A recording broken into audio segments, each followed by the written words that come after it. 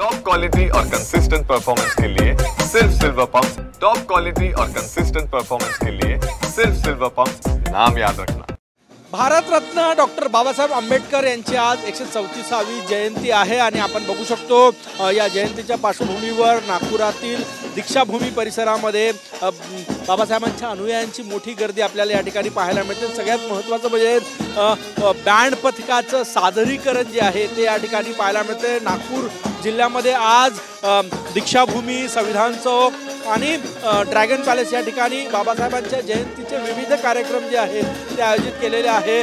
याच ठिकाणी दीक्षाभूमीवर भारतरत्न डॉक्टर बाबासाहेब आंबेडकर यांनी 14 ऑक्टोबर 1956 रोजी बौद्ध धम्माची दीक्षा घेतली होती आणि त्या पार्श्वभूमीवर या ठिकाणी धम्मचक्र प्रवर्तन दिनालाही मोठी गर्दी असते। आजही संपूर्ण नागपूर शहरातले जे अनुयायी आहे ते या ठिकाणी येत असतात। आपल्यासोबत काही लोक आहेत, त्यांना विचारूया काय कार्यक्रम आहे, आज काय आयोजन आहे?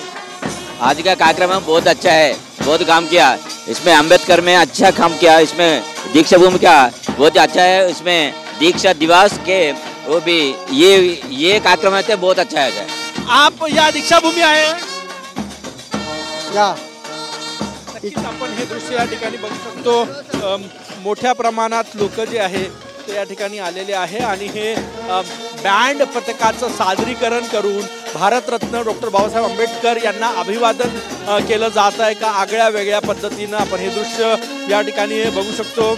हे आगळं वेगळं सादरीकरण जे आहे ते या ठिकाणी पाहायला मिळतं आहे। दरवर्षी बाबासाहेबांच्या जयंतीनिमित्त या ठिकाणी सादरीकरण होतं आणि आजही भारतरत्न डॉक्टर बाबासाहेब आंबेडकर यांची 134वी जयंतीनिमित्त दीक्षाभूमीवर बाबासाहेबांच्या अनुयायांची गर्दी या ठिकाणी पाहायला मिळत आहे।